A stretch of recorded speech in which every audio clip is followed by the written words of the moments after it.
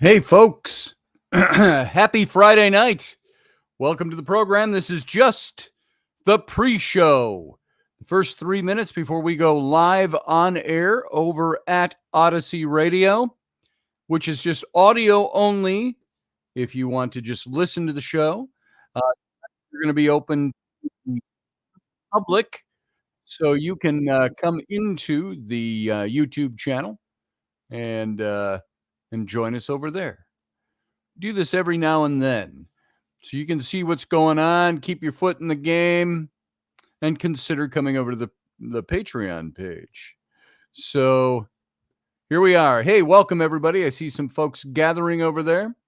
Good to see you. Not in the chat room yet, but you're here. So that's good. Good to have you. Hey, Sarah. Good to see you.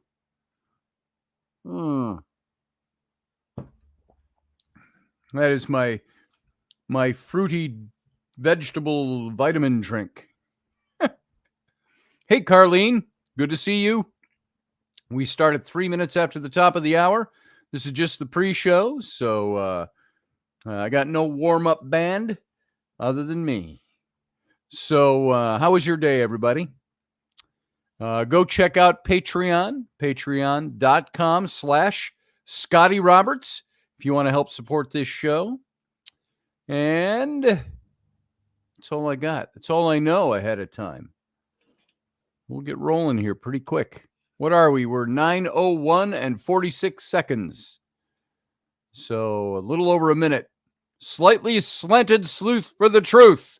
Hey, Scotty, I just seen you on the History Channel. Oh, what show? Which show, Slightly Slanted? That's kind of cool. I haven't done a show for a year and a half. Haven't been invited. So hopefully it'll happen again. That's always fun to do. They never pay you very much. They fly you, they house you at the hotel, and they pay for a meal a day. So that's kind of cool. What do we got? 31 seconds. We got 26 seconds, and we go live on the radio station. So everybody, in about 10 seconds, we're going to go dark as usual, and we will start this broadcast. So everybody hang on. Here we go, going dark. See you in a few moments.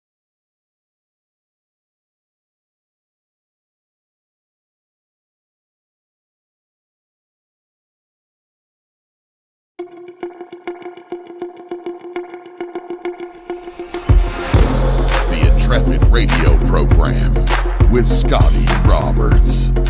Intelligent talk.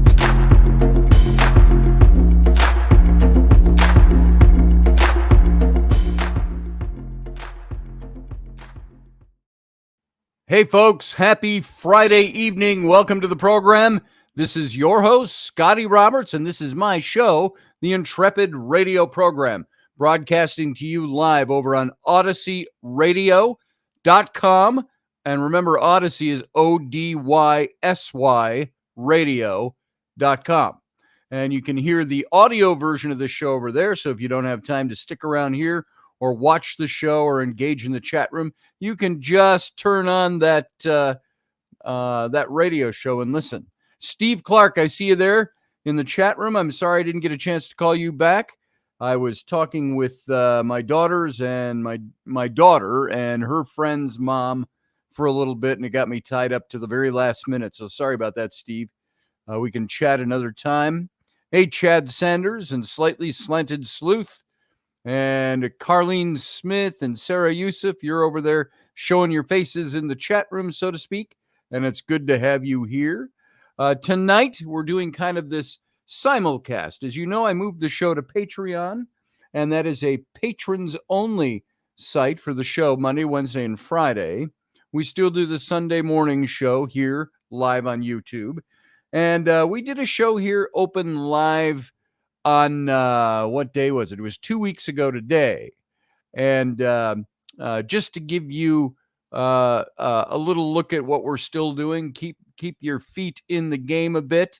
I'm going to press you a little bit to consider coming over to my Patreon page. That is a page that supports this broadcast.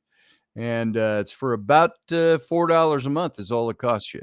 So that's all the advertising I'll do for that tonight. You can do $4 a month. You can do $100 a month if you want. So that chat is open over there as well, and I'll do my best to bounce in between the two. And so it's good to have you all here. It's kind of like old home day. And I did put the post up on Facebook. I hope that the tags went out.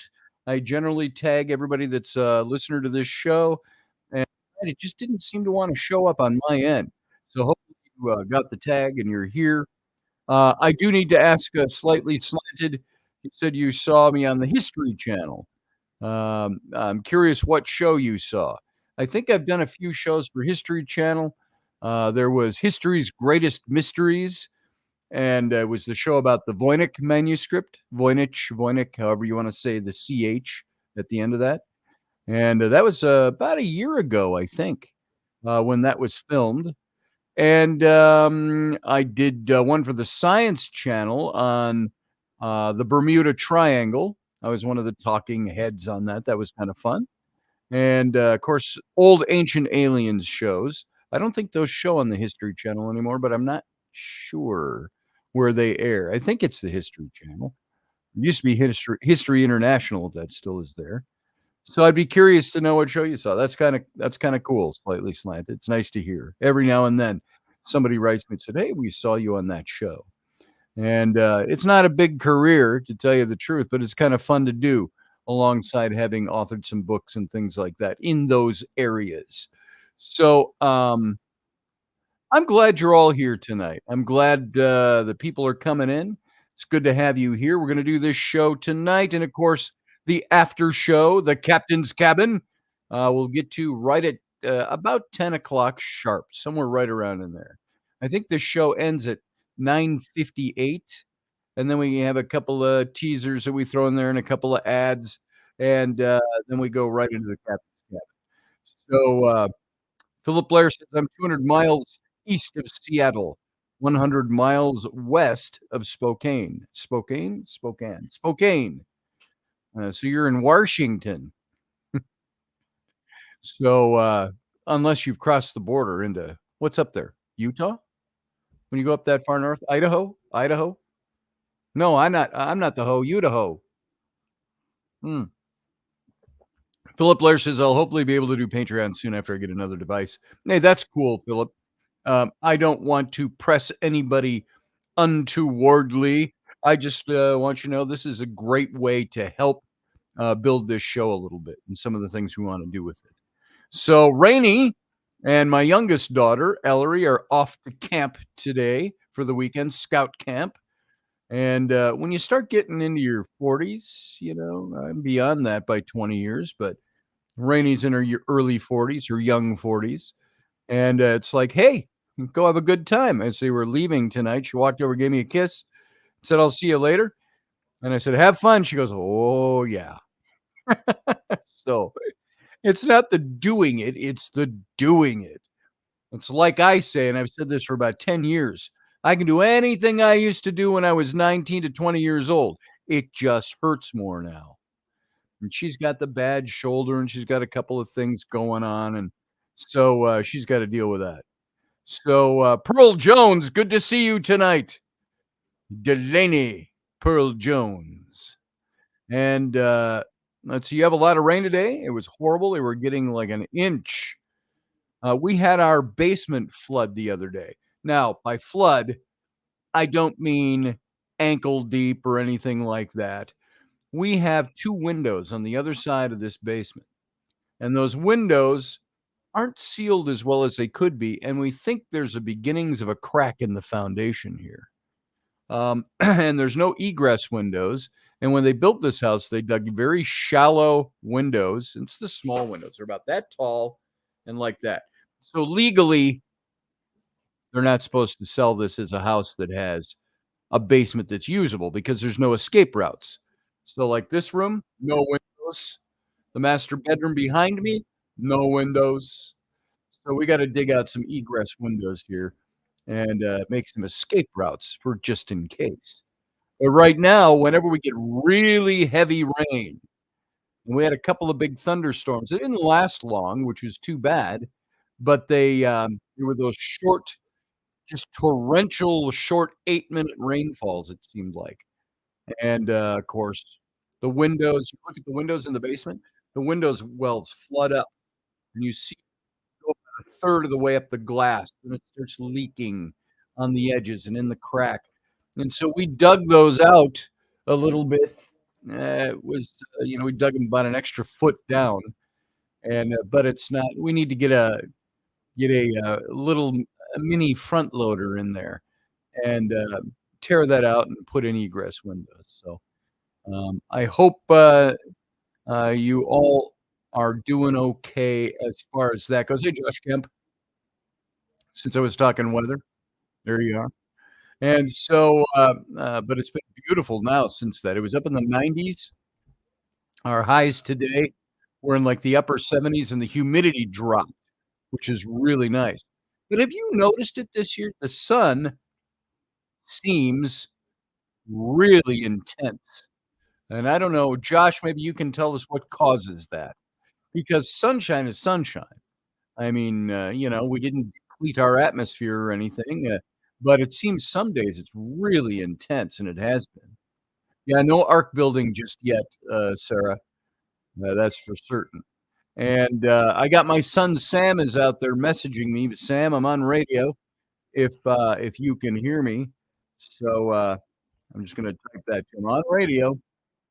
And uh, um, so there you go. That's that. Let's do a card. Let's do an affirmator. This isn't tarot. I don't know how spiritually imbued these are. I think this kind of thing works for whatever power you want to put into it, whatever you accept. And affirmators, this is affirmation cards. They're a bit tongue in cheek sometimes. And we'll shuffle these up, this little deck here, and we'll see. Oh, I got just saw that in the monitor. Still have the here's your card for tonight. How to use these cards. No, that's not it. Let's take that out of the mix. So I'll shuffle these up. This is just a little thing to share with you to say, not necessarily your personal card of the day, but it is a card that can talk to you a little bit about. And we can do a slight, small, short, extemporaneous talking about this, whatever this topic is, before we get into our main topic. And I'll shuffle them 3 times, just like I do tarot.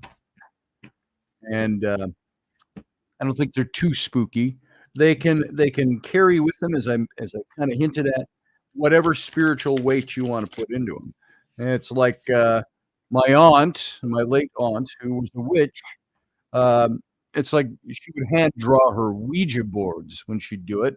Take a shot glass and put it upside down, and just on a piece of paper or cardboard. And it's kind of the same thing. It's whatever spiritual intention you do it, and so on and so on and so on. So let's cut this once, and I'm going to draw the card right off the top. You'll see it on camera before I see it. Boom. Connection. That's what we're doing tonight. Connection. Right here by being on YouTube. This card say, I put my glasses down here. There they are. It's only because it's a lot darker in here than it looks. I got a light there and a light there, and it's just dark right here. Otherwise, if I turn on the lights, it just washes everything out.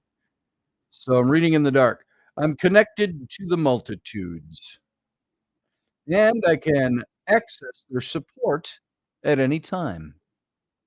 Even a stranger offers a sense of comfort when they smile at me or make a dumb comment about the weather. Everyone is waiting to connect. All I need to do is open myself up and pay attention. Note to self: work on witty banter about weather-related stuff. Maybe Josh can help us with that because he's the big weather guy here. So, connection. How are you with connection, guys? What's your connectivity with people out there? I know last week, a grim week after the passing of Uncle Dave, um, I didn't feel a lot like getting connected with people, although I was. It seems hundreds of people were writing to me, were asking me questions. I was a little bit of a liaison between the family and the general public, and just a little bit. I wasn't official anything. I did have John, Dave's brother, who you saw on this show on Sunday, I want to say it was. So last week, he came in and talked a bit and asked if I'd be willing to communicate a bit and help out with some things, and more than happy to do that. So, hey, Grumpy Stack, good to see you in the chat room. Nice to have you here. And Randall Flagg is here. Randall's always over on the Patreon page, as is Barbie D. I haven't seen her yet here tonight. Maybe she's over on the Patreon page.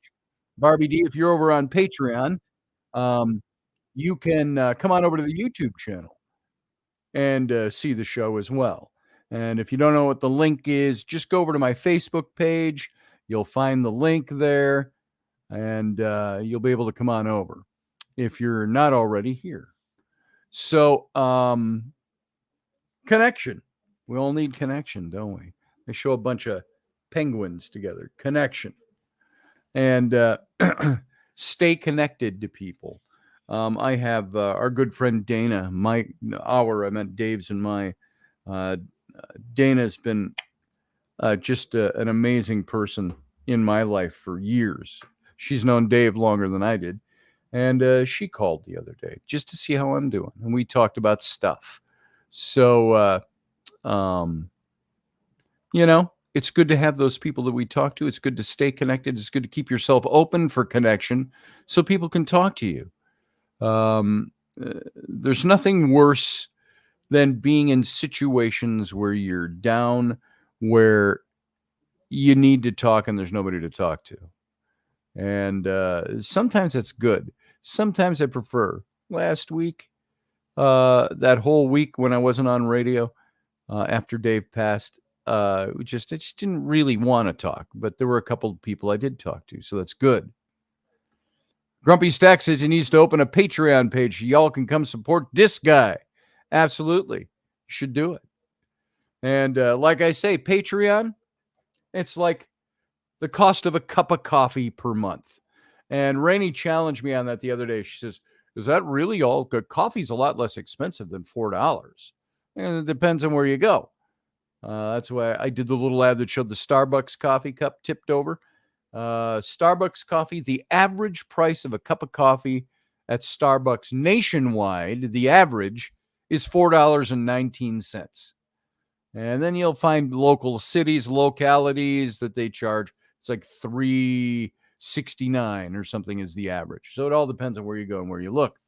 So I've always said with the Patreon, just like Grumpy is just talking about, you open up a Patreon. The purpose of the Patreon is not to close you off. It's to give people an opportunity to say, I've been doing this show for a long time. And if you like it and you're loyal to this show and you like it, is it worth the amount of a cup of coffee to you once a month? So come on over to the Patreon. It's just patreon.com/Scotty Roberts. And you can see the page over there. You all need to buy 3 coffees from me each, says Grumpy Stack. Wouldn't that be nice? It's like some of those shows over there on Patreon. I see that they have 20,000 plus followers that have all given an average of $4 a piece. And you do the math on that. Every month, if you have 20,000 people giving you $4 a month, yeah, Uncle Sam's going to take his half of that, and there's going to be charges and so on, but you do pretty well. You can make a decent living and you can do a really good show. So what I'm trying to do with that is bring in a little extra income, build the show, build the studio up, and things that we want to do. Hey, Maya Hansen, good to see you. Glad you made it in tonight. And because, tonight I want to talk, and I've already mentioned Dave, it's going to be something that will always be, what would you call it? A latent presence or topic is that Uncle Dave. It's going to be where I was talking to Sarah Yusuf a little earlier, and it's going to feel kind of weird without Dave there, a little empty. And that's what it is. I was thinking about the captain's cabin tonight, and I thought Dave called in many times before I was even at broadcasting. We were doing the stuff in between, the different trailers for the different shows, and Dave would pop into the video window down here. And so it was always good having him, and Ruben every now and then. It was good to have Ruben on Sunday, and others, whoever wants to call in. Professor Bauer, I haven't seen him for a while, but that's, of course, because I've been doing Patreon for over about a month now. So it's not meant to close you all off. It's meant to give you an opportunity to show you like the show, you want to help the show progress and proliferate and have children. So there it is. Yeah, you've been busy. I've been watching Jeremy's posts, Maya. I like the post he put up the other day, Jeremy Hansen. And he said, sometimes he says, people say, I'm just too tired. I can't do what I need to do and get it done. And I'm guilty of that sometimes. Like, man, am I wiped out? And he's saying, look, he says, I just drove 600 miles and then I went to work power washing this house, whatever it was that he was showing there. I don't remember precisely. But I respect that a lot in Jeremy. And that's a very respectable thing, is you do what you need to do. You do what you have to do. And you work hard at it. You don't laze out. And on that, any of you have any medications you take that get you a little wonky? And what I mean by that is since I was in the hospital just having those tests done a month ago, they kept me for 3 days and ran all those tests, and then they put me on new meds. And then also diabetic stuff, they put me on a new shot. It's a shot I take once a week instead of twice every day. Just once a week, bang. And you're done. And they put me on some new stuff, and they all give the warning. You might get a little, if you're not used to it, it could make you a little sick to your stomach. I've had a little bit of that, not nausea, but a little sick to the stomach. And there's one in particular, Jardiance, I think it's called. They put me on for, I think it's heart stuff. I don't know if it's specifically heart or if it's probably is, because it's what they gave me in the hospital. And they said, we want you to start taking these every day. Well, one of the side effects of those is drowsiness, dizziness. Now, I lost my equilibrium a hell of a long time ago. I mean, I don't shamble around and stumble. Doug, even when I met you in person, those of you know me in person, I was always a little bit on that little lilting to the starboard. And just a little, and now I've got this drug, and it's got me like, oh my God. There's times of the day where I'm just like, poosh, I gotta go lay down. And so I'm going to talk to my doc about drugs. Yeah, we need to talk. Grumpy Stack, we do. And Jardiance is diabetes meds. So there you go. Oh, it's diabetes meds. All right. So they put me on that when I was getting the heart stuff done.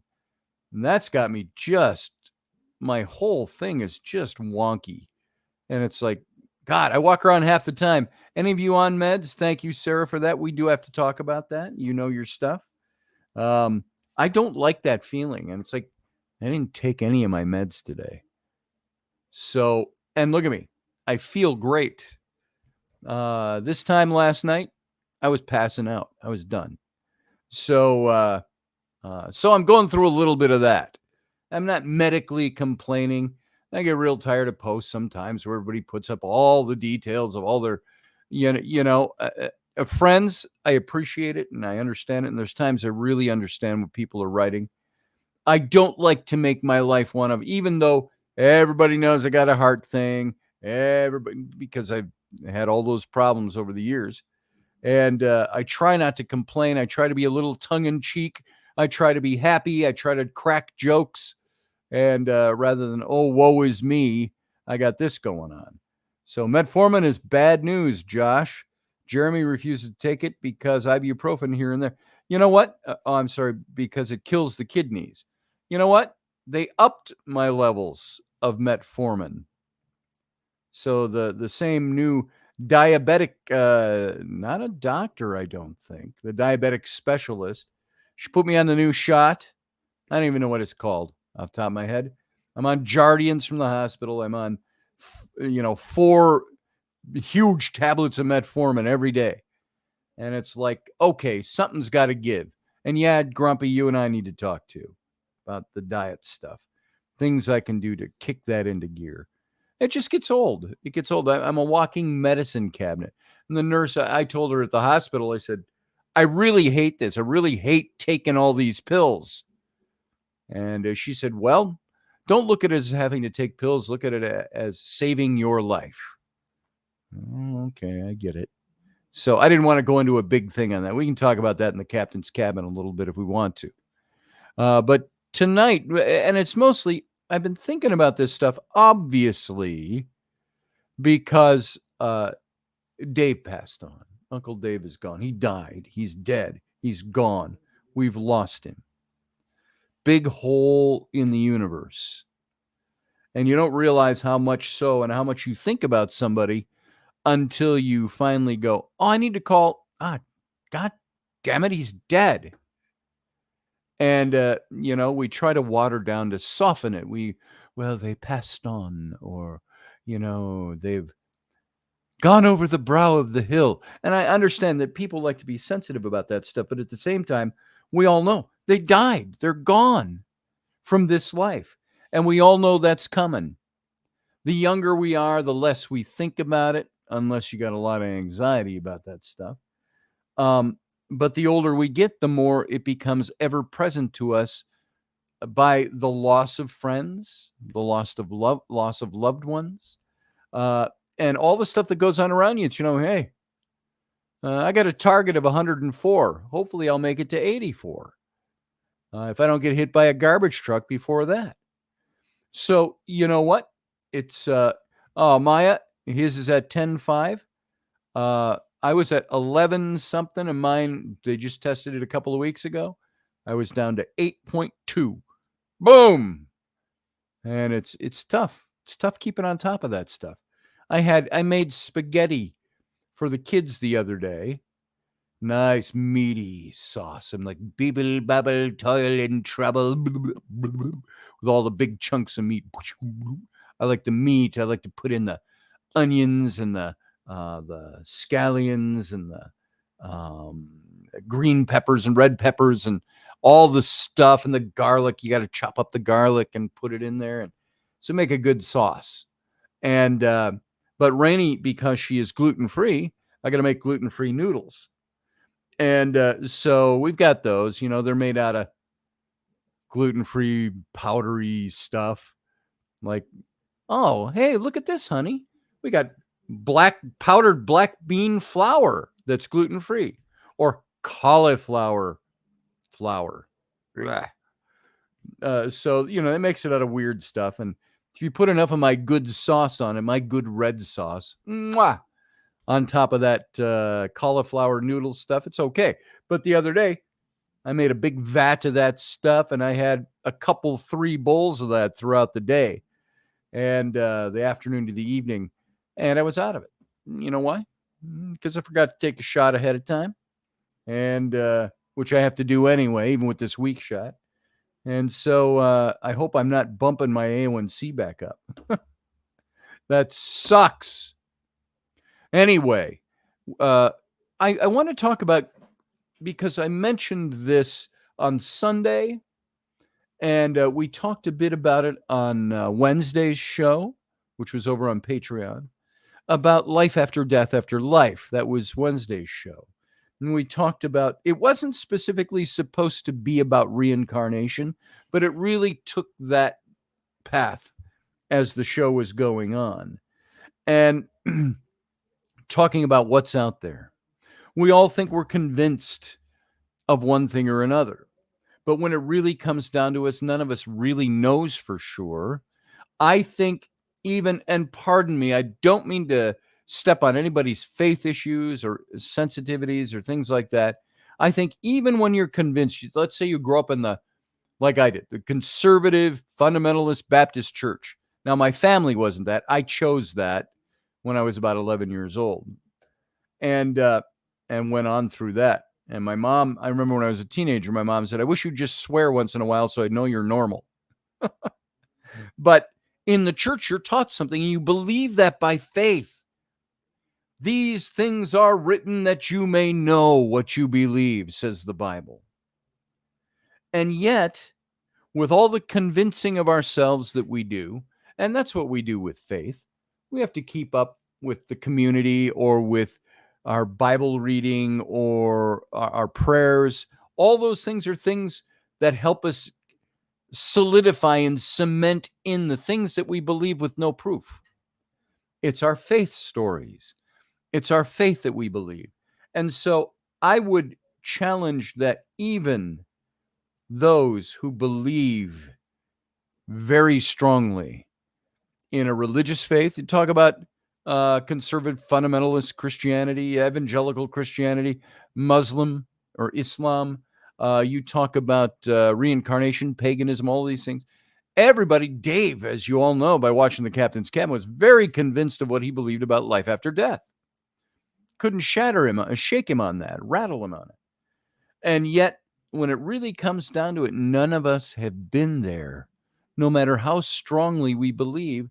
And so none of us really knows what's really there, other than what we're told and what we choose to put our faith in and our belief in.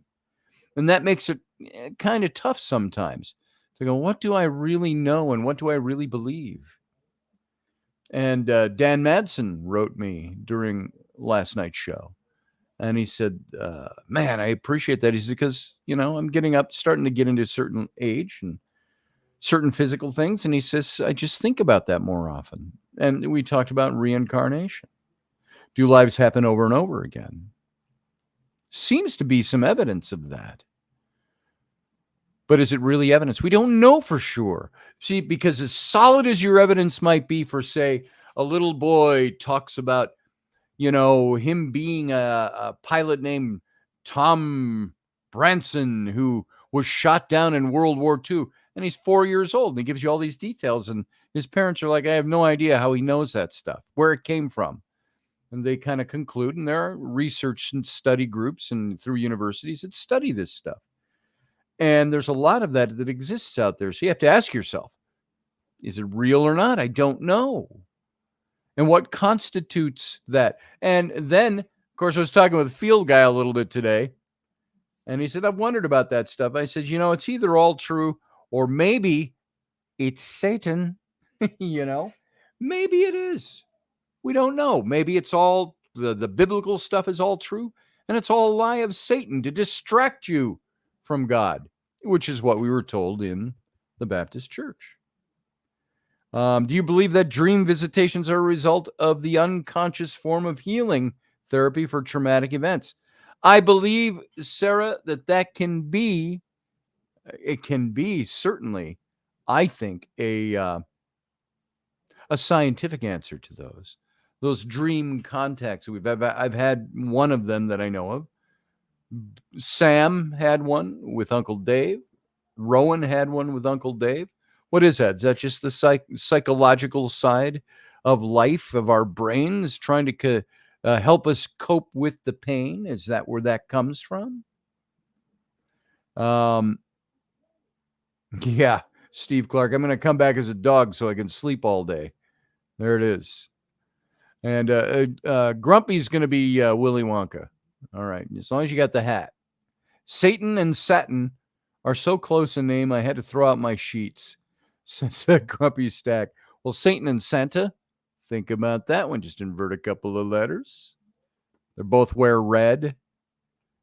There you go. I'm being flippant about it. So there's always that side of that faith question. But what do you do with those contacts? Sarah asked that question.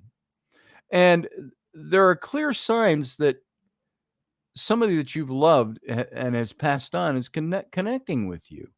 Losing someone you love can cause As we know, and I just recently experienced again, emotional suffering, immense emotional suffering. There's no correct way to move through the grieving process.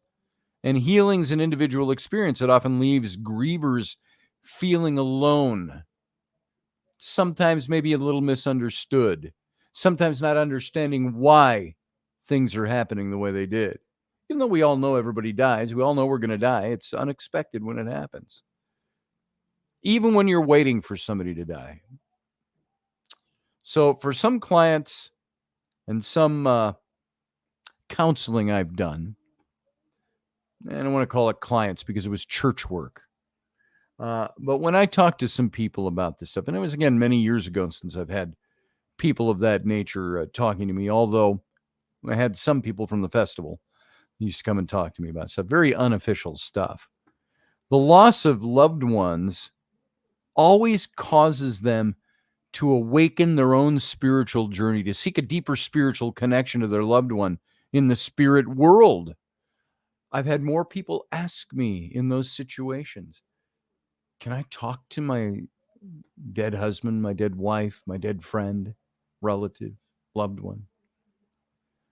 And many feel and have sensed and heard and seen signs that they feel are from specific loved ones. A cardinal landed on my windowsill, they'll say.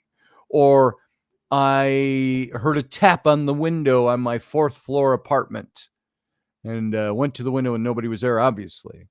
And that's when I found out my grandfather died the same minute of the day. Or I got chills just saying that, chills up my arms. People that turn and walk into a room and there's dad or somebody who's just passed on sitting in a chair, looking at them and saying something, sometimes saying nothing, and then they're gone. And then they find out dad just died. So your loved ones have passed into the spirit world, and they're always with you. And they want to bring you the comfort of knowing that they're still present in your life. And if you're open to receiving them, they're going to send you signs and validations of their presence. I believe this. Do I have proof? Yeah, I've got evidence of that. But it's personal. It's anecdotal evidence. It's things that have happened to me. I'm sure you can all, many of you can say some of the same things. A smell in the room. That's right, Randall. Hopefully it's just not my kid walking through. So, which happens around here quite a bit. Dad, I just did a strafing run through your office. So it takes energy for your loved ones to communicate. And often the signs might be subtle, which is why it can be really difficult to see them. But the big question is, do deceased loved ones try to communicate with us? I believe they do. And we've only got 20 minutes left, and I got a lot of material here. We'll see what we get through. Your deceased loved ones, those who have died, have passed. I hate deceased. Let's just be as plain English as we can. Our loved ones who've died and left us sometimes bereft. Some of you have lost spouses. Some of you children.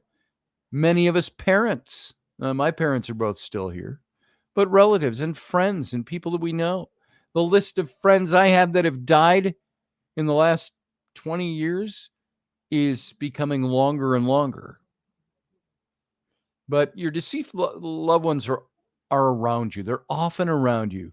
And they want to communicate with you. And according to a New York Times poll, a majority of Americans, 57%, say that they believe in psychic phenomena such as ESP or telepathy or experiences that can't be explained, the paranormal.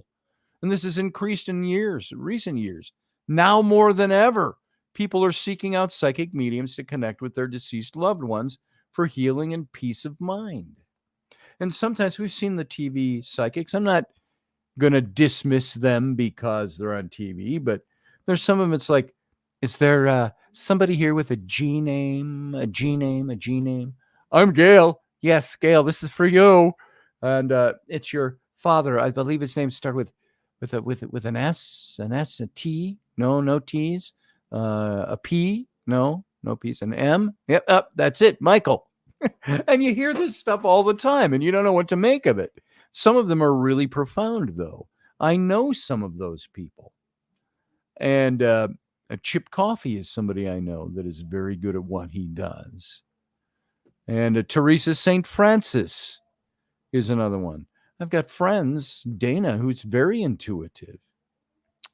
But there's no set time period after losing your loved one that you begin receiving signs from them. It can happen within the hour. It can happen a year later.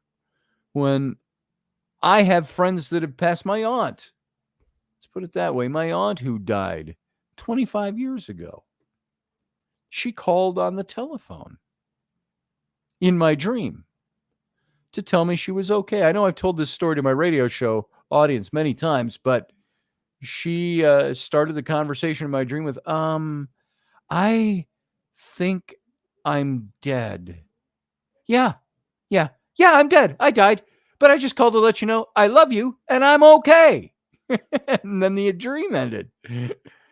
So there are people that get common phrases that you hear. It's like, that person just said that thing over there and I heard it. And I don't know anybody in this world in my whole lifetime that's ever used that word other than my grandma. And things like that happen all the time. If you don't feel you're receiving signs from your past loved one right away, you don't have to worry about that. We're each on our own unique grief journey. And for reasons we may not know about, the spirit world chooses to perfect and the perfect and most meaningful time to connect with us. Communications from loved ones who passed might be experienced more frequently around special events such as birthdays, anniversaries, private anniversaries.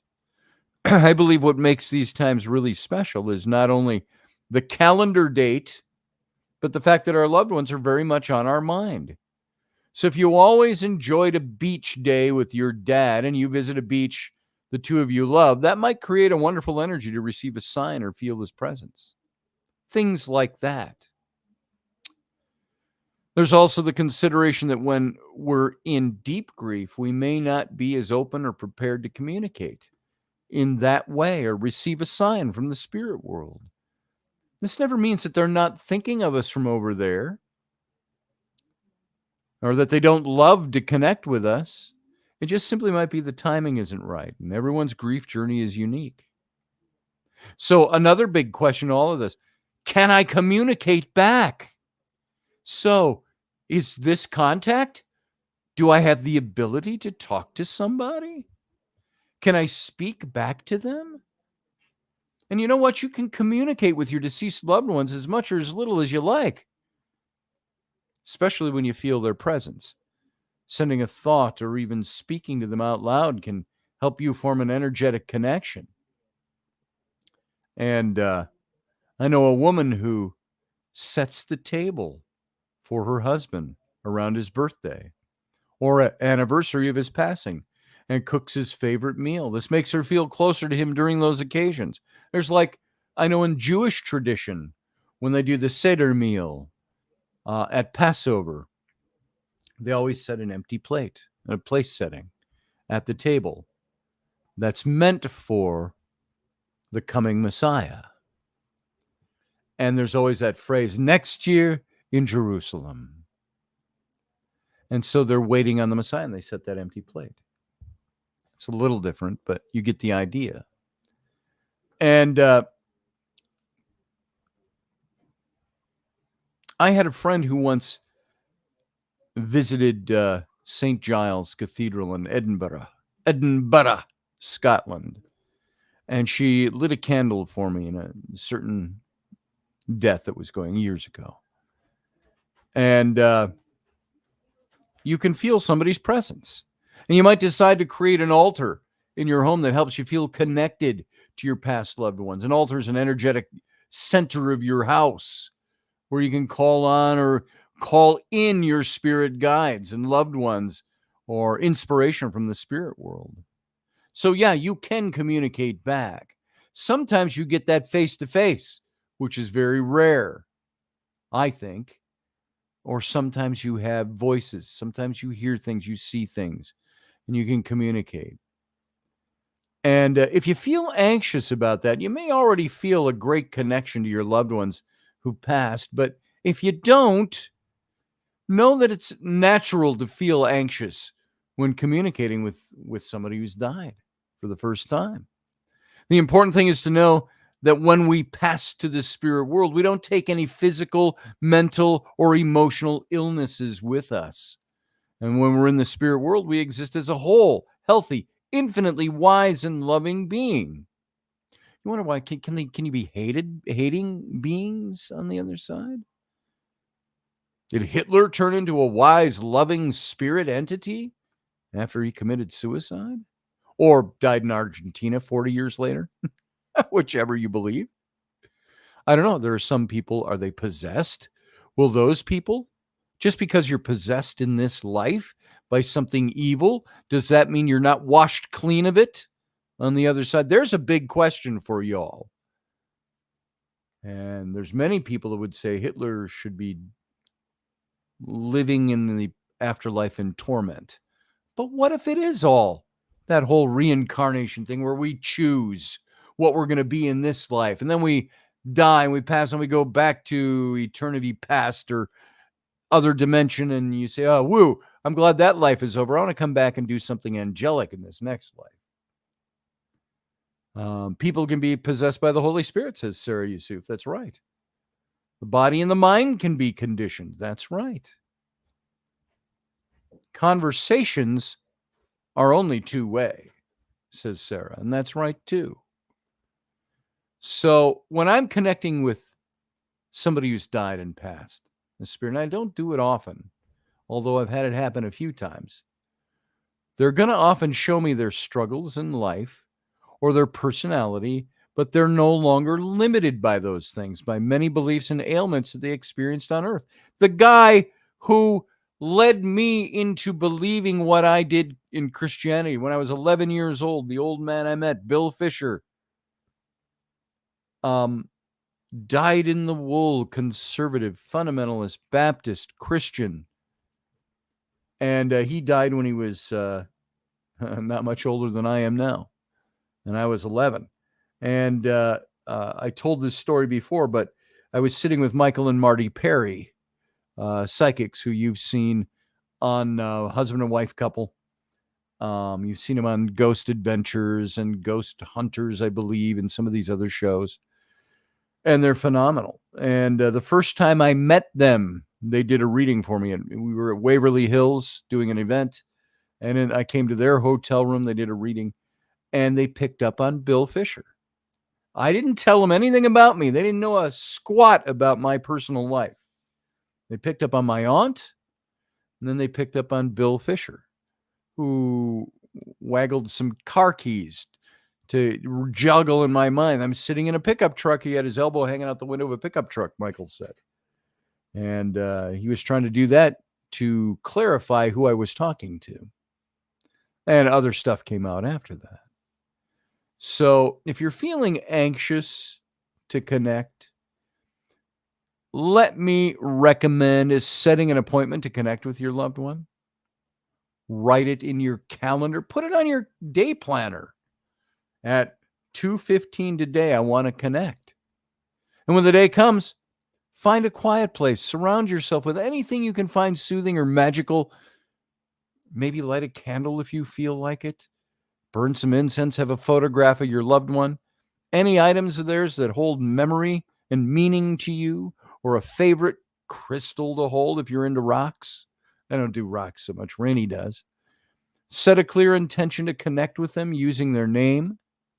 Close your eyes and take a few cleansing breaths and try to create a space of calm or stillness within you.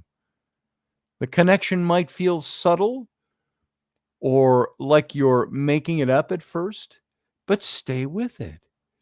Notice how you feel. Anything you see or hear or make note of, keep this first session short and try it again when you feel more ready. And it's kind of like when I told that story of being in my counselor's office almost 30 years ago now, and dealing with certain things in my life. And she used that hypnosis. She used a pencil like this. And she held it up, and she did this, just kind of waggled it, not too fast, not too slow. And she said, just concentrate on that and think about what comes to your mind.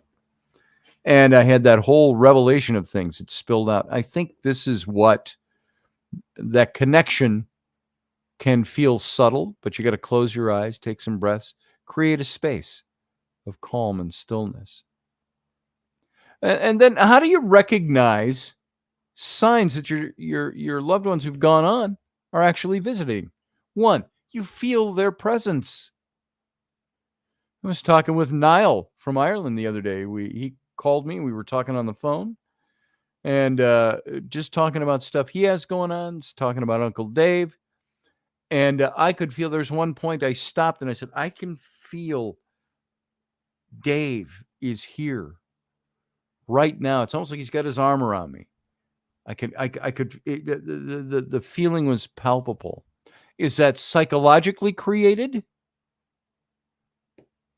Hey, Professor Bauer, I just saw you there. Personal empirical experience is subjective to the observer, and the only thing we can know for sure about anything. Well, there you go. My experience is all I have. So your body is like an antenna. You feel their presence. It's energetic, psychic. Oh, I just had deja vu. Oof. Wow, that was weird. Your body's like an antenna for energetic, psychic, and then Professor Bauer, something he said, it's like that little interchange right there. I had deja vu, which I don't get that much anymore, it seems. When you're experiencing something profound that expands your consciousness, you're going to feel it. You may have a physical sensation when receiving a sign that your loved ones in spirit are all around. And some people say they get chills or they feel a different. I get chills. They go up the backs of my arms. I feel that. You feel a difference in body temperature. Sometimes it might mean you just feel simply a subtle change in the atmosphere. And emotionally, you may be feeling very loved or loving. And sometimes it's really hard to distinguish this from our psychological makeup. Is that my mind doing that, or is there something actually there? So you have to be still, and you have to be calm, and you have to be discerning. Second thing is divine timing. Signs, synchronicities, validations are likely to come to you when you're struggling or when you're in need or ask for help from the spirit world, your ancestors. Which is one day we're going to talk about that. I attended the Mormon church a few times when we were working out in Utah.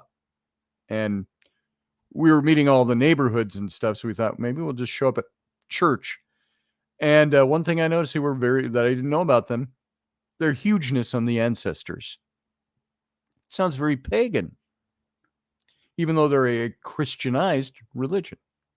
Anyway, that's for another time. Your loved ones might want to send you a sign to let you know that you're on the right path, or validation for hard choices you've had to make. When I saw Bill Fisher through Michael and Marty Perry, one of the things he said, Michael says, he just wants to say that he's proud of you and the things that you're doing right now. Oh, that's great. That seems really vague. Anybody can say that, but there were other things that proved that he was speaking to this person. There are signs that come to you through nature. We've only got about 4.5 minutes left for the radio audience. 3.5 for the radio audience. We'll get through some more of this. There's signs through nature. You associate birds or butterflies or dragonflies or storms or rain. The day that I texted my grown daughters, that Dave had passed. I think that's all I said. I texted them both and I says, Dave has passed. And Abby was telling me the moment she read that, the very same moment, she said she was sitting in her car and the sky broke open into a downpour. Sign? And she started to cry. She talked to me about it. And I said, I said at the moment, it just blurted out. I said, the sky's crying for Uncle Dave. But you know what? Uncle Dave's in the rain, telling you. That was a sign. Is that a sign? Do those things happen? You experience those things. It's not scientific. You may have specific signs that hold unique meaning between you and the person you love who's died.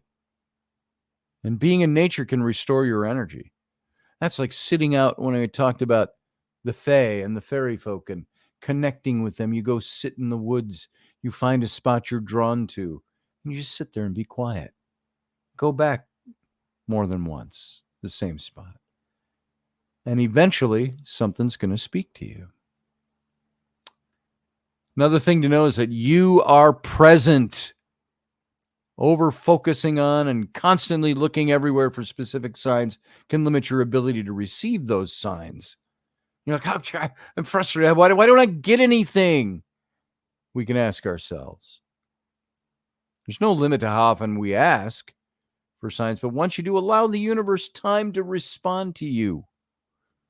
It's present. You can look forward or backward and leaves no time to experience the present moment, which is when you're able to connect with your loved ones. Set your intention to receive signs and then go experience life. There's numbers and synchronicities. That's number 5. And I'm sorry, radio audience, we got about a minute, and I got to get out of here for the radio audience. But many people notice numbers and patterns, synchronicities.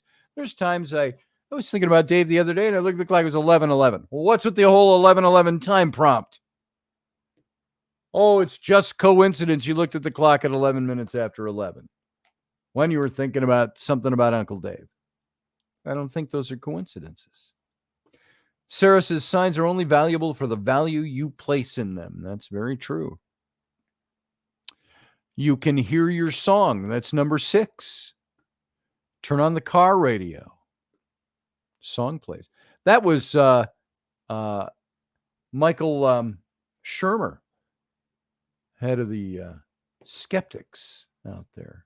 Written many books on skepticism. Had a paranormal experience where a radio that wasn't supposed to work turned on when he and his fiance were getting ready to go out for their wedding, and it played a song of his dad's.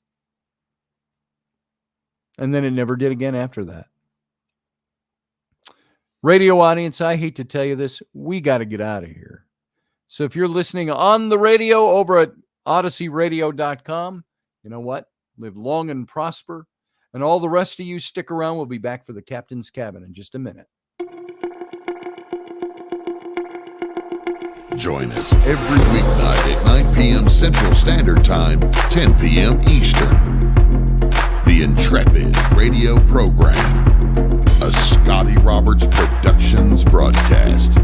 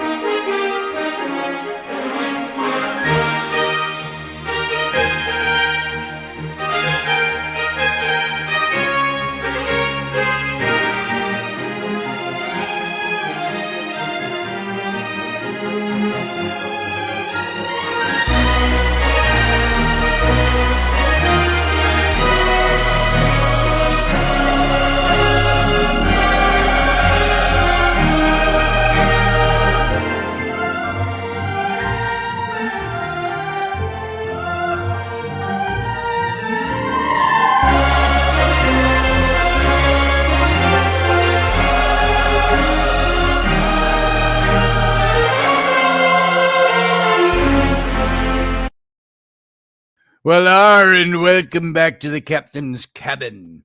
Good to have you all here. We don't do these every night of the week anymore publicly.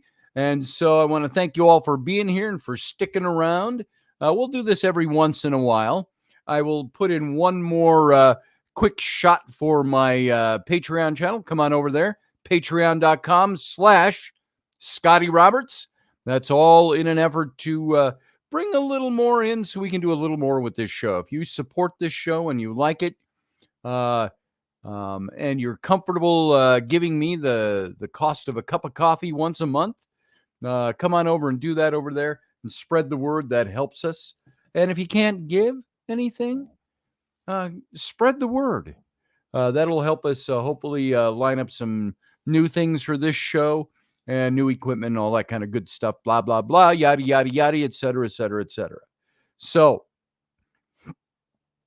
Scotty, talk about signs. I had to send you a picture. I'll go take a look. I see it flashing up there. Let's see. What do you got? For a sign, you got a chickadee, little chickadee. Tell us about that sign, Carlene. What does that mean to you? Let us know what that means. Or call in if you want to. And we'll figure out what that means to you. And what that chickadee means. Oh, and by the way, if you don't know how to get here, we haven't done this for a while.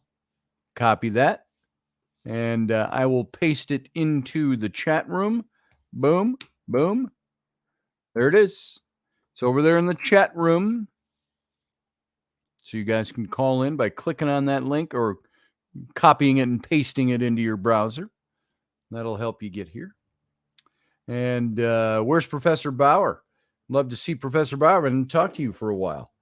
So if you have time and you're still out there, come on in.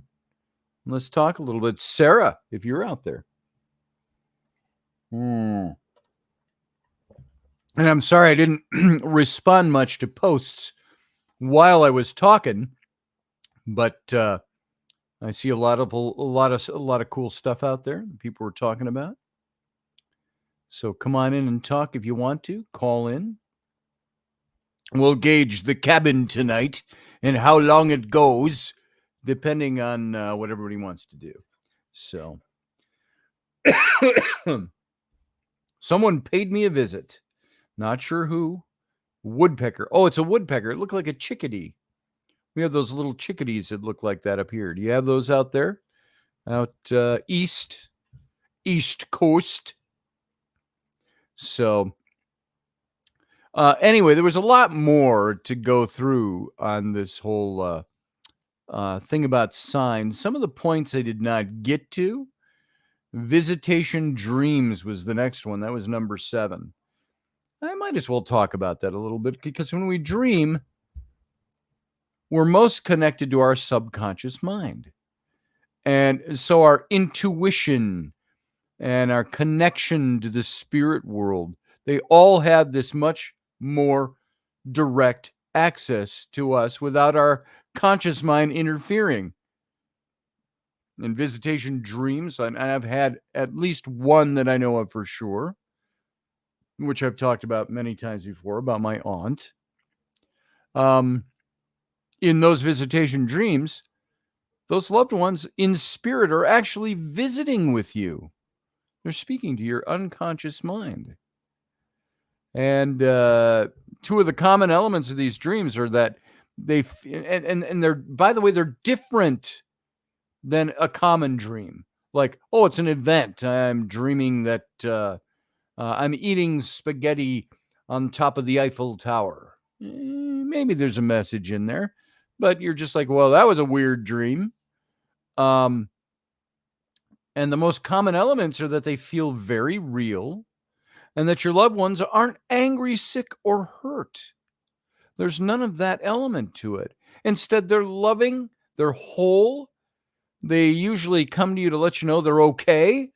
My aunt, I think I died, but yeah, I died, but I'm okay. And I love you. Click. She hangs up in my dream. Tell us they're okay. Bill Fisher. That wasn't a dream, but I think many of you may have heard this already, but my son Sam, who many of you on this show are familiar with, he had a dream the night after Dave died. And Sam was pretty messed up by Dave's death. And I think he's still struggling with it, but he was grieving pretty hard last week. And it was tough for him. He had a tough time. He's known Uncle Dave since as far back as he can remember. He was Uncle Dave to him. And so he had a dream. And if you're out there, if you want to call in, if you can, I think he's off working. He's with a special crew that does cleaning of certain facilities and so on. And he was going to be gone all the rest of this week through the weekend. So he might not have that opportunity. But I'm going to tell your story in lieu of you being here. And some of you already heard me talk about this, but he was talking about how he saw in his dream a long dock out onto a lake or an ocean, a body of water going way out into the water. And out at the end of the dock in the water was this big lumbering, tall-masted sailing ship, like a pirate ship, if you want to think of it that way. And he saw Uncle Dave out at the end of the dock with his back to Sam, who was on the land side of the dock. He saw Uncle Dave out there just looking up at the ship. And so Sam said, I walked out there and we didn't really talk. He says, it only lasted a couple of seconds, it seemed, but he says, Dave didn't look at me. He was just looking up, and you can hear Dave doing it, looking up and looking at the ship and kind of smiling, and said, ah, yes, fair weather's blowing for a blessed voyage. And then Sam woke up. That, I believe, was a contact in the classic sense. Rowan, my 11-year-old, had a dream with Uncle Dave the same night. That and I already told these stories over the weekend on the Sunday show, but I'll tell it again for those of you who weren't there on Sunday, is that Rowan dreamt that Uncle Dave came into the house through the front door into the living room, and she's sitting on the sofa, and he had his cane in his hand, and he walked over and he sat down next to her, and he gave her a big hug, looked at her and said, I love you, Rowan. And she woke up. Those are contact dreams. And if my son Flynn has had anything, he hasn't mentioned it to me. He's pretty stoic about things. Ellery, my 8-year-old, was like, well, how come I didn't get a dream of Uncle Dave? I said, don't worry about it, sweetie. You can reach out. You can ask him.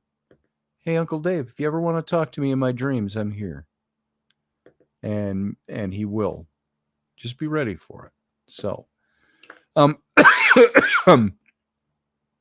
so these contact dreams, in your dreams, things can happen. And what does it mean when a loved one visits you in a dream? What does that mean?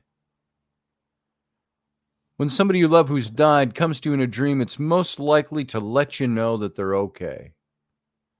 To reassure you that they're whole and they're healed on the other side, or that they're okay where they are. The message I kept getting, now this wasn't through dreams, but it was through a couple of different psychics who had read me over the years, and I had hundreds of them all the time that I was around because of the work I did. But someone asked, hey, can I do a reading for you? Sure. And I had Bill Fisher again. Coming to reassure me, my aunt coming to reassure me. They want to put your mind at ease. And he actually said, with all the Baptist stuff in the mix, something else he said through Michael was, because I asked, well, what's it like over there? And his answer was, it's nothing like what I was told. Totally, it was not what I expected. Very different than what I expected. And it was a happy sense. So that's interesting all by itself. I got Professor Bauer here. Let's bring him in. Hey, Professor. Good evening, my friend. How are you? I'm good, brother. How are you? It's good to see you. It's been a while. Yeah, it's been a little busy over here in the Four Corners region, so I've Yeah. been head down and nose in it and rubbing it all over my face. Nice. Well, that's good. I was going to say you looked sunburned. It's something else. So, Well, it's been in the upper 90s here for the last couple of weeks now. So getting outside and trying to get something done without getting sun on you, it either requires you to be completely covered or just don't go. yeah, I guess. So, what do you think of all this? You mentioned about consciousness and so on. What's your thoughts? Your basic thoughts on people contacting you after they've died? So it goes into my theory on what I called informatica. Mm-hmm. And I did a show a week ago tonight, Which I missed. I wanted to hear that, and I missed it. It's up there. It's as far as I'm concerned, it's worth listening to. But I did. Where do people go? Let me just type it into the chat room. It's on Andromeda 7, I think, is the YouTube channel. Oh, okay, okay. Andromeda Teresa. 7 YouTube. Yeah. Okay. And we went for about 2.5 hours talking about this whole concept of consciousness, because that's what informatica for me is based on. So I look at consciousness as the reason that everything is. Consciousness has nature and habits, which are its fundamental nature is energy. Mm-hmm. That energy manifests into frequencies, and those frequencies manifest the materium, the physical reality that we experience. In that energy band where the frequencies are, Yes. is where all of the stuff that, in my opinion, that you've been talking about exist. Okay. So when people talk about spirits and ghosts and angels and demons and disembodied energies and entities, to me, they are all a part of what happens in this frequency band of energy. Okay. So in order for those things to manifest, one of the other habits and natures of consciousness is creation. So to me, consciousness, the essence of consciousness is energy. Energy has all these frequencies, and the nature and habit of consciousness and the energy is to create.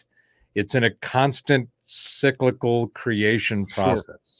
Makes sense. So everything that is ever created in these, from this energy and these frequency bands, it always exists. It never, the one thing that I think the physicists are getting right is that energy cannot be destroyed. They say it cannot be created, but they got that wrong.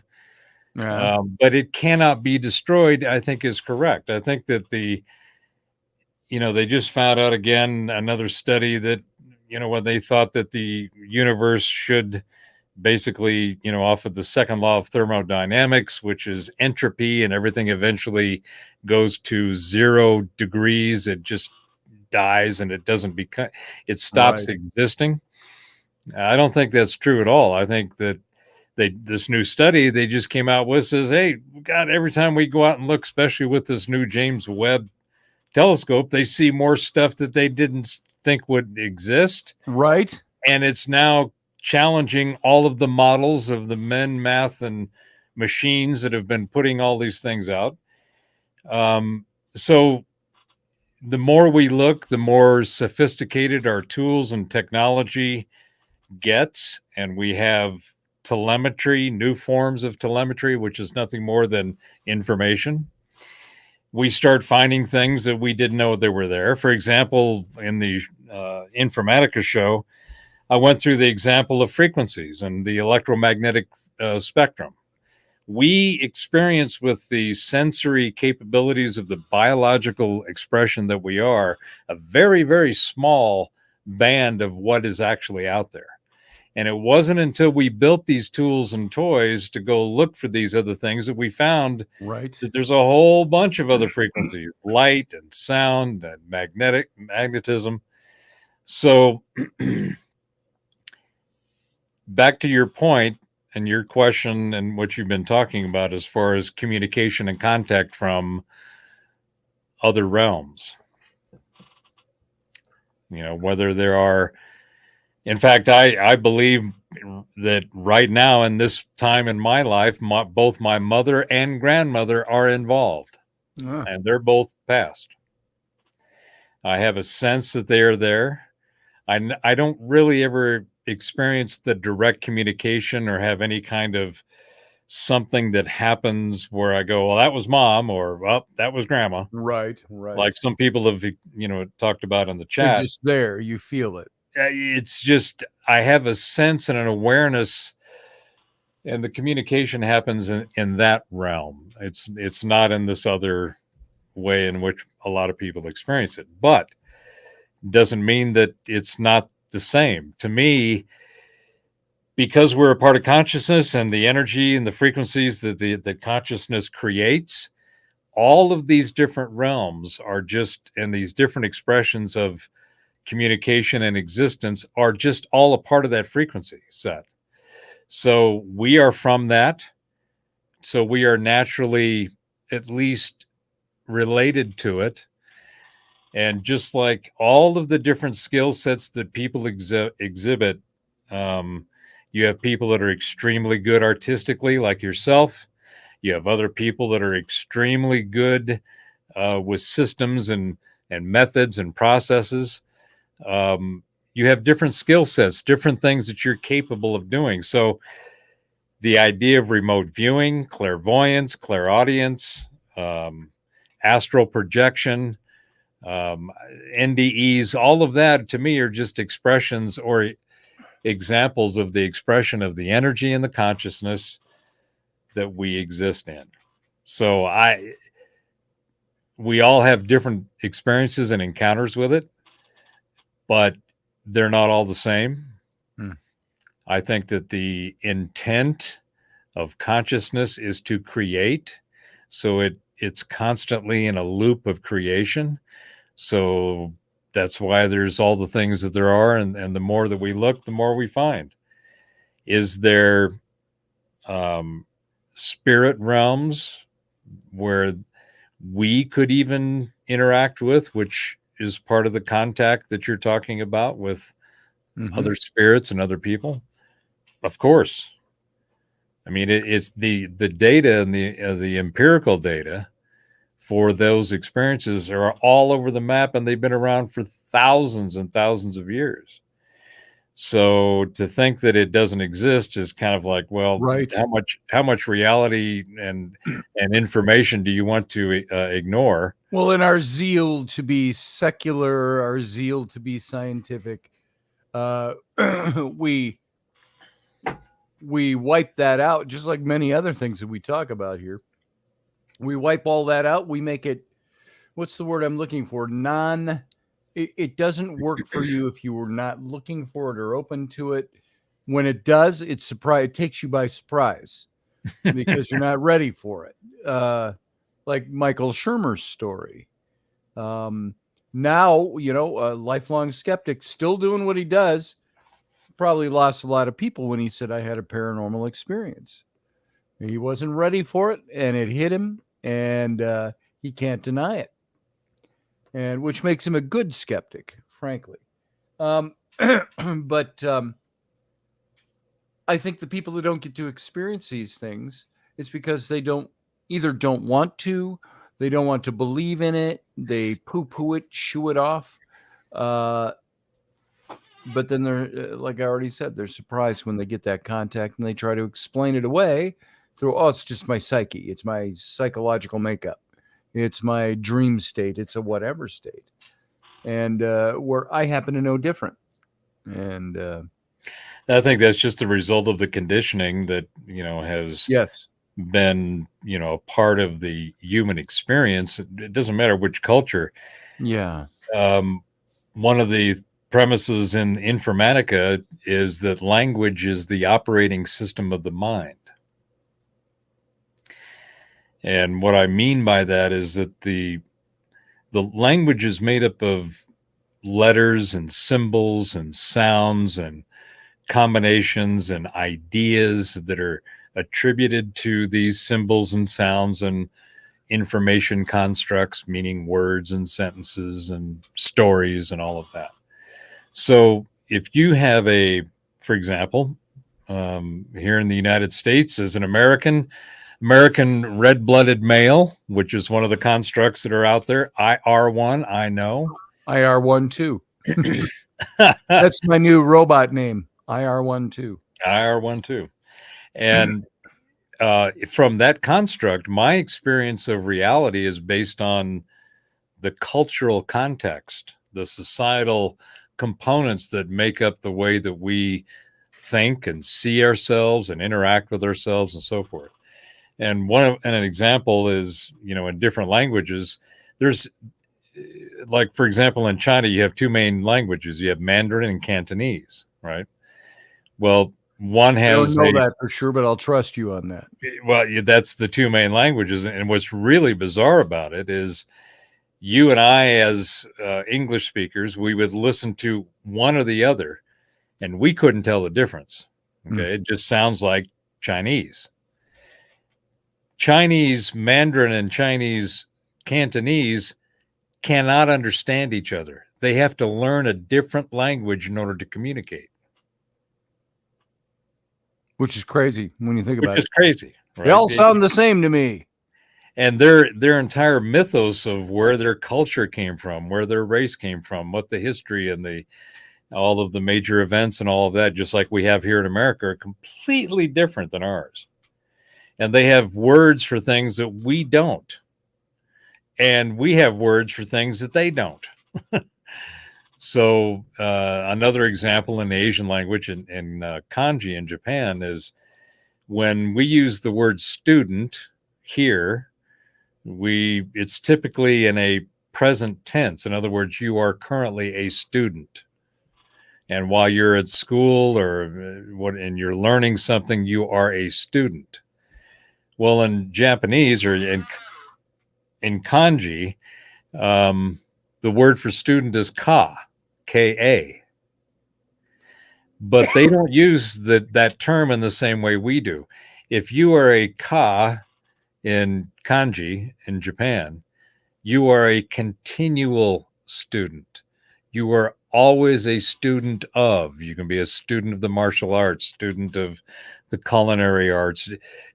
So our student word is very different than theirs, but it has the same translation. They're both called students. Mm-hmm. So the language, being the operating system of the mind, is going to define how you think about yourself, the world around you, the reality, and everything you interact with in it. So that is your first filter or frame that you experience with reality. If your language and your history says, that spiritual stuff is right, you can't see it, you can't weigh it, you can't count it, therefore it doesn't exist, language, right? Well, that's the language you're going to use. And when you encounter exactly the opposite of that, you will go, wait a minute, my language and my belief system doesn't account for that. That's not right. It can't be, right? Yes. So that's where, like you were talking about Michael Shermer, that being able to adapt to new information goes to another part of informatica, which is the definition of intelligence. Intelligence is a big word right now with all this artificialness around it and all of the stuff that's going on. And the simple definition of intelligence is the ability to acquire, analyze, and adapt to new information. The problem is that that requires an ability to know how to think, not what to think. So if you know how to think, you can increase your intelligence, which is the efficiency with which you do the acquisition, analyzation, and adaptation of new information. So, I mean, this can get kind of wonky, but it's really very simple. sophisticated simplicity, if you will.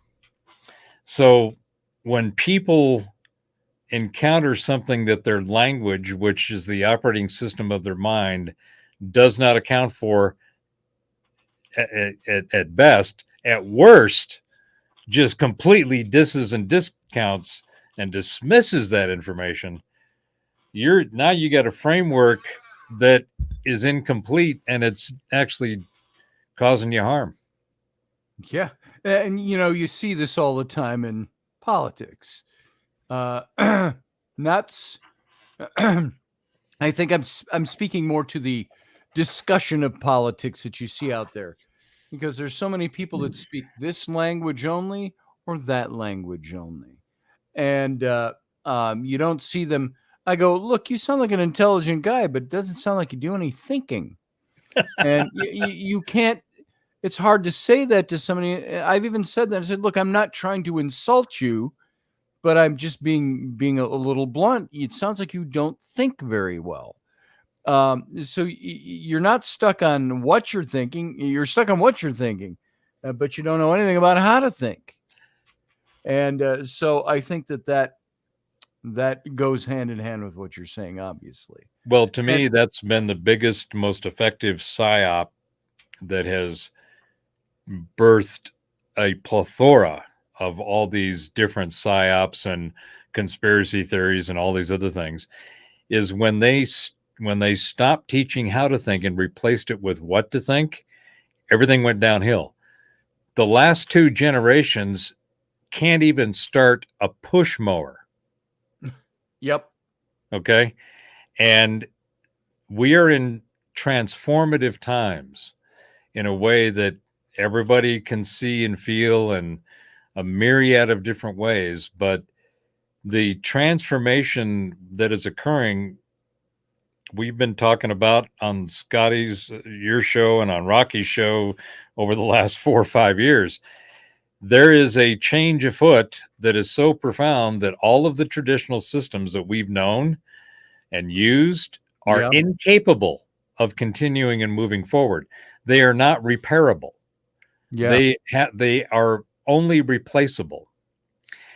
And replacing things that have been in place for decades and millions and billions of people have, hoarded around them and supported them and engaged with them and made them what they are. To change that many people in the most crucial systems of finances and law and government and all of those systems that we have all relied on are falling apart because they're broke. That's right. And they're broke for a whole bunch of reasons. Not the least being what we're seeing now, which is the corruption of those systems. The stuff that's coming out now, and based on the last show I did with Nexus, which was the knowledge apocalypse, we are in a big reveal. There's stuff coming out about everything from tying your shoelaces to the cosmos. And there are people dead set in keeping us from entering into that new awareness of things. Yes. Especially in politics and government, dead set on people remaining non-thinking, non-receptible, and receptible. You're a receptible receptacle. There it is. There it is. That's a new T-shirt for you.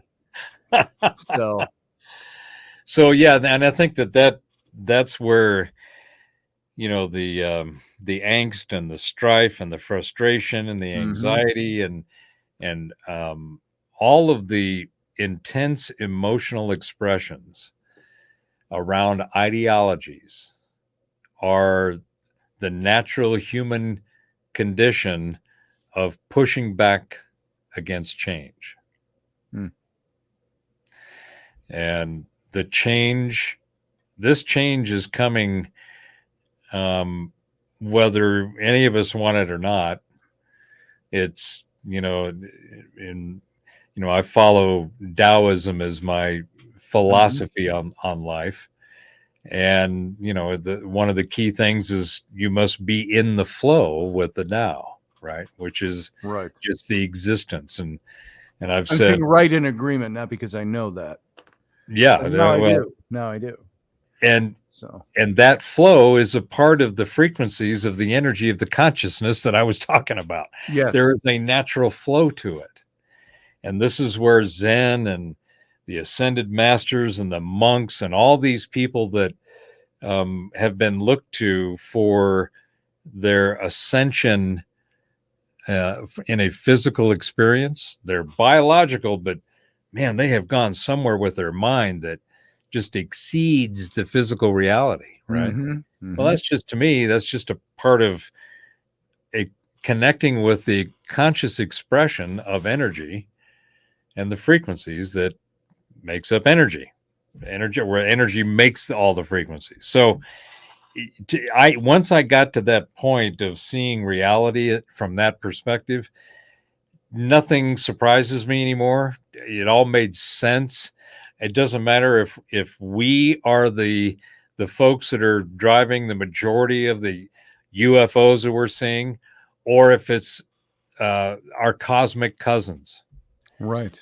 Other life forms, could they exist? Of course, because if consciousness creates everything, we're not the only thing that consciousness and that energy created.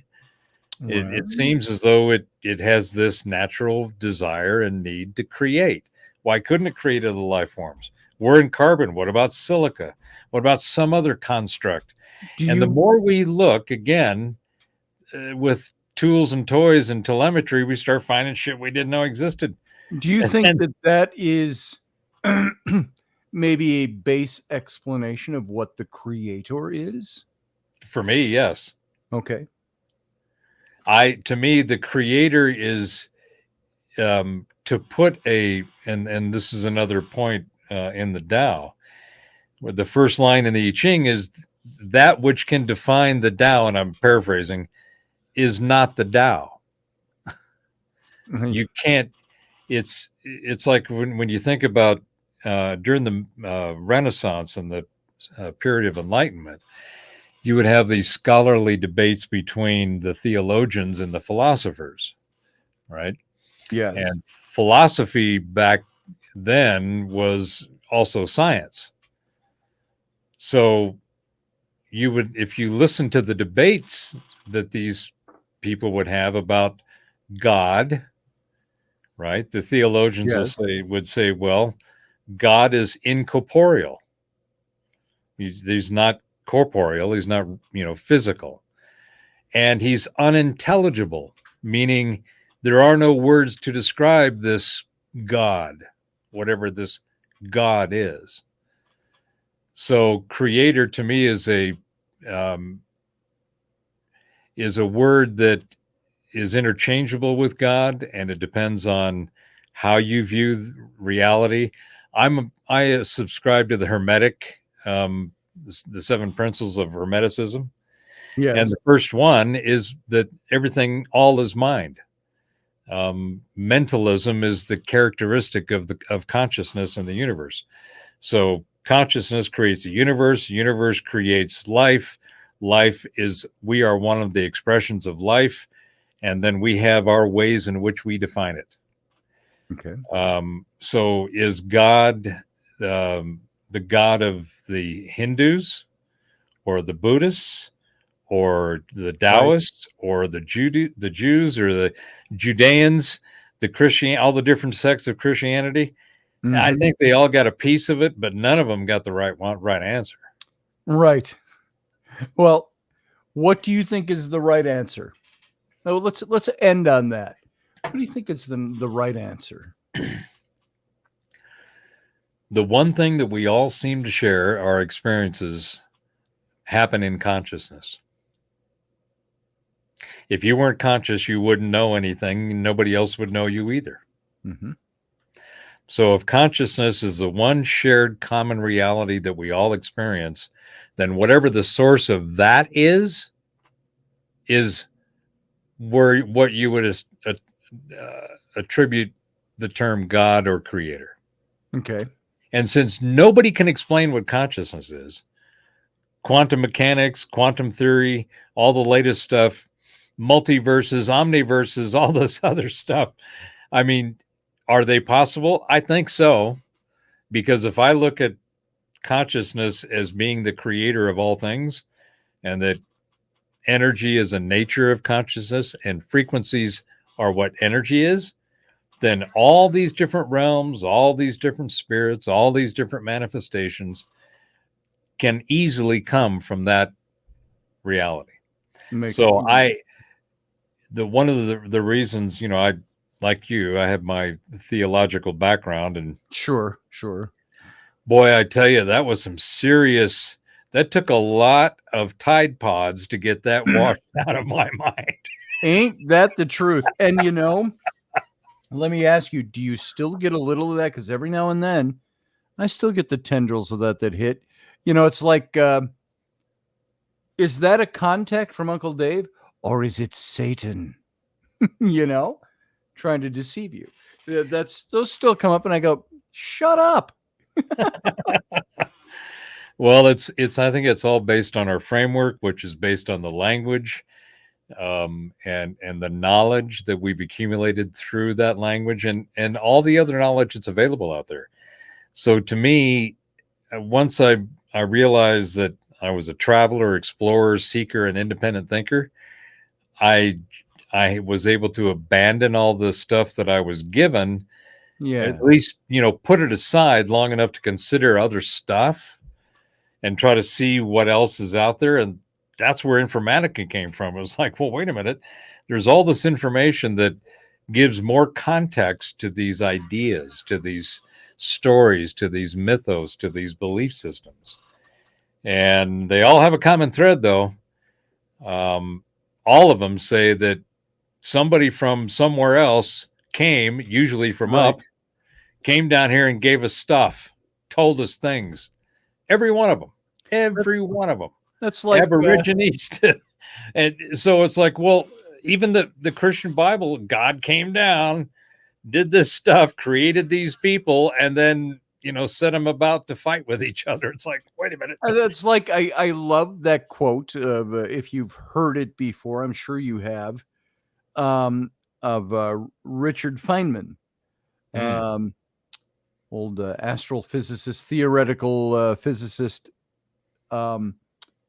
contemporary with Einstein, Oppenheimer, all those. And he did a lot of recordings. And he had that, just because it's fun to say it, he had that kind of New York Jewish kind of sound to his voice, that little lilt, and you could hear the sense of humor in his voice. But he said, there was something he said once. He says, the earth, he says, to think that one of the manifestations of God came to this earth, he says, seems to me to be too local, too provincial, too colloquial for me to wrap my brain around. He says, so I doubt and I ask questions. And he doesn't say he didn't believe in a higher power or a God. He just said that seemed a little too local for me. That God, of course, he came here with a mission and nowhere else, because there's no life anywhere else out there, according to the church. Well, it used to be anyway. Well, and that's the thing that, I love Feynman. One of my favorite quotes of his is, I'd rather have questions that can't be answered than answers that can't be questioned. That's right. And that's one of the things that as soon as I read that, I just went, ding, okay, that makes sense. But to what you were talking about, one of his other ones is, I have approximate answers, yes, possible beliefs, and different degrees of uncertainty about different things. Yeah. But I am not absolutely sure of everything or anything. It's like, isn't that the quote where he ended it up by saying something like this? I'm paraphrasing. He says, I believed all kinds of things. And he says, but I just don't want, when I come to the end or when I die or however he said it, to find out I believed all the wrong things. He says, so it's not important to me to know anything. And which was, I think, kind of cool. He says, I don't need to know all the answers. So I think the exploration is, the journey is where it's at. And if you're going to get the most out of the journey, you have to have the most open and discriminating states of mind.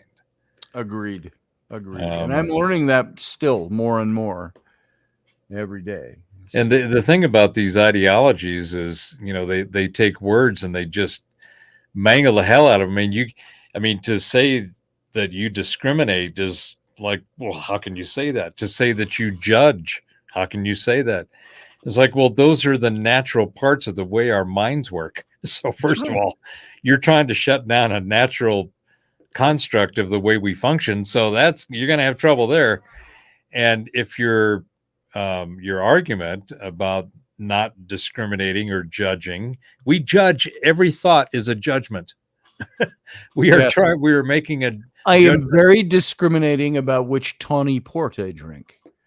So I'm very discriminating on the scotch I drink.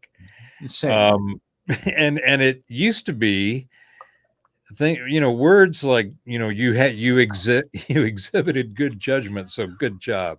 You earned something. You deserved something. You are entitled to something. And by God, you cannot offend anyone about anything, because then you are making a poor judgment, and you can't do that either. Right. So those words. Go ahead. I'm sorry. Yeah, those words, when you grew up, it meant something completely different than the way that they're being used today. Offense is the way we grow, is the only way I can see it. You would have to offend my sensibilities on a given topic for me to stop for a moment and go, well, fuck, maybe you're right. And, that's what it takes sometimes. So. Well, I look at offense as being something that if the word offense in the sense of offending something, offending someone about something, to me, being offended means that it's whatever has caused you the sense of offense is something that you have not resolved within yourself. Now, that's different than seeing something that's repulsive.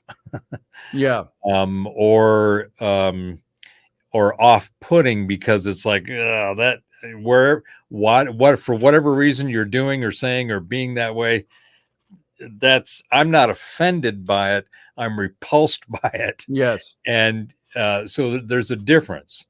But being offended is a part of the growth process of learning, in my opinion. Yeah. I mean, I can't remember the last time I was offended or had that sensation of being offended. Same here. I look at you stuff. You have to choose to be offended. It is a choice. So to say that, and this is where a lot of this stuff, in my opinion, that we're seeing in this decayed and stained social fabric, is that people have taken up victimhood causes for others. Yes. If you look at just below the surface of any of the major themes that people are all worked up about, underneath the surface, the people that are apparently being getting the bad end of the stick and whatever it might be, they're not the ones making noise. Yeah. It's the people it's people that have adopted them as a cause. I'm a self-appointed representative of all of you.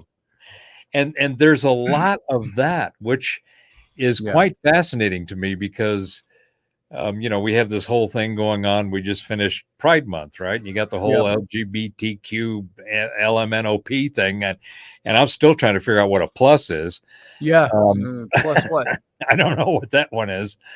But in that group, in that collective, that inclusive collective, from what I've seen, the people that were the traditional gays and bisexuals that you and I knew growing up with, they're not happy about any of this. No, they're not. They're going, hey, you people that are making all this noise are causing us trouble. They say, shut up. And you need to dial it down, get back in your lane. But it's not just, that particular subject. You look at the political stuff. Are you a neo-lib progressive versus a constitutional conservative or traditionalist, or, are you in the middle somewhere? The problem is that these definitions are not only were they hijacked and have caused a great deal of consternation among people trying to figure out how to talk to each other, but the words they're inadequate. Okay. Yes. So there's a new mindset. There's a new way of looking at things that is inclusive, but it's not something that currently in the current forms that is allowing anybody to have a rational conversation. The first thing you got to say is, okay, so which side of the alley on before we have a conversation, so I know what's going to happen here. I was thinking this a little earlier with something you said. It's not so tightly in the context of what you just said, but when I was in the church and we were studying just like you did, seminary and all that stuff, there was a word in the Greek, skandalon, that basically referred to the stumbling stone of the Christ in the context that it was used. And there was somebody who had done some music, and I can't remember if it was just a song or an album. You probably heard of him in church work at the time, Michael Card. He used to write a lot of stuff for the early Christian Amy Grant, and then he started writing his own stuff. And he had that song that talked about, he was talking about Christ, and that was what he did, but he was talking about Christ being the stumbling stone. And and there's even some biblical verse that says, it's the scandalon. He is the stumbling stone to the way you think. And of course, that's in a Christian construct and context. But the song said something like, it seems I've imagined him all of my life as the wisest of all of mankind. But if God's holy wisdom is foolish to men, he must have seemed out of his mind. For even his family said he was mad, and the priests said a demon's to blame. But God, in the form of this angry young man, could not have seemed perfectly sane. And the chorus said, when we in our foolishness thought we were wise, he played the fool and opened our eyes. When we in our foolishness, when we in our strength, they said, believed we were strong, he became helpless to show we were wrong. And so we follow God's own fool. For only the foolish can tell, believe the unbelievable and come be a fool as well. That's what the song's, and I'm always reminded of that, even though that is a very tight Christian concept and context, the thinking of that is spot on. It's beautiful prose, and it conveys the concept of duality. And at the same time, the polarity of duality. Yes. Meaning the whole idea that Christ was God's fool. Yes. That's a paradox. Right? Yep. It introduces a paradox in the paradigm. Yes, paradox in the paradigm. That kind of juxtaposition of thought is one of the most powerful things in my experience of exploring the language that's the operating system of my mind. Yes. Because when I see being able to hold two opposite ideas in your mind at the same time without losing your mind. Yes. Yes. Or at worst, but discarding one or the other in the process. That's a very, very powerful thing to make sure it's a natural habit of our mind. So if you know that is the way that your mind works, then leveraging that and mastering it to the best of your ability can open up this vast world of knowledge and things that you may not have considered or considered and tossed, and then came back to and went, oh, wait a minute. Yeah. Now that I know this, that makes a hell of a lot more sense. That makes more sense. Yep. And I got to tell you, like I said already, I'm still, for as much airtime as we've had just in these kinds of conversations over the last couple of years, 3 years, 4 years, 5 years, it's amazing to me how with all this clutter, I almost want to see a graphic of all these, like mathematical things going out and concepts and all this stuff that we put out there, clutter in the positive sense of the word. Still learning stuff today. There's still new stuff. There's still new understandings and approaches to all of this stuff that amaze me when I sit back. And, there are times where people will say to me, wow, you're just like you were when we were kids. And it's like, well, yeah, to a point, some parts are still operable. Yes. So, well, that's one of the other things about, to me, that when I was saying that one of the habits and nature of consciousness is to create, right? Yes. So creation is novelty. It's something that's new. Yeah. Learning, and this is just from the way that I'm looking at things, learning is the act of creation of new. Yes. It's the instance of being engaged in what everybody calls the now, which I have my own view of. I don't think now is ever. I think we are always in the future because we are constantly, our minds work through pattern recognition and through a process linear integration of patterns meaning analogies and metaphors and all these other things and all the constructs around things that we learn. That's how we learn, and we relate something to something else, or we create something new that then has a relation to something else. So we learn patterns, we process it, we have preferences and biases and peccadillos that are based on the way that we resonate with things. It's just the nature of it. Then there's a pulse, meaning there's a rhythm, and rhythm. And, when you think about the whole idea of quantum theory and they go, well, is it a particle or a wave, right? Is light a particle or a wave? Well, the original quantum stuff, and I'm getting off on a squirrel here, but the original quantum stuff was a bunch of you got 3 minutes, right? So billiard balls is the way the whole particle thing was. And then they came out and said, well, no, everything is actually a wave. So what is a wave? You don't have a snapshot of a wave. A wave takes time and space to wave in. Yeah.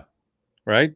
So bringing it back to the point, learning is an act of creation within oneself. Every future moment that we experience, because we're always in the future, we're always getting new information. We're always learning something new because there's now new information. Right. Which we are now processing through our intelligence machine. Because whatever the efficiency is of how well we acquire, analyze, and adapt new information, then you're going to be able to get more out of it much quicker than others and do more with it. You're going to then be able to learn more and create more. And that's just the nature of our existence. Yes. Man, we got to do this more often. There's so much we could go for hours. I can't tonight. I wish I could. I can't stay any longer tonight. But I'm sure I had no intention of going down this path. I just wanted to jump in, say hi, and that's all right. An hour later. Oh, pshaw. We know how it goes. So Well, I've got a whole deck on Informatica. So if you wanted to do a show on it, I could put up the slides and go through the model and explain this, and it might, at a minimum, answer some questions, but at a maximum, probably confuse the hell out of everybody. So it's always fun. Who cares? Yeah, it makes you think. It's food for thought. Offense makes you think. If it offends your sensibilities or your comfort zone, that's a good thing. Yeah, you learn from it. Agreed. Professor, thanks for being here. I love you, brother. It's good to see you my again. friend. Thank you very much. All right, we'll talk to you soon. Have a good night. Do the same. Cheers. Bye-bye. All right, folks, there it is. I got to get my butt out of here. I want to thank you for being here. Thank you for taking your time to be here and join me. You know what? Live long and prosper.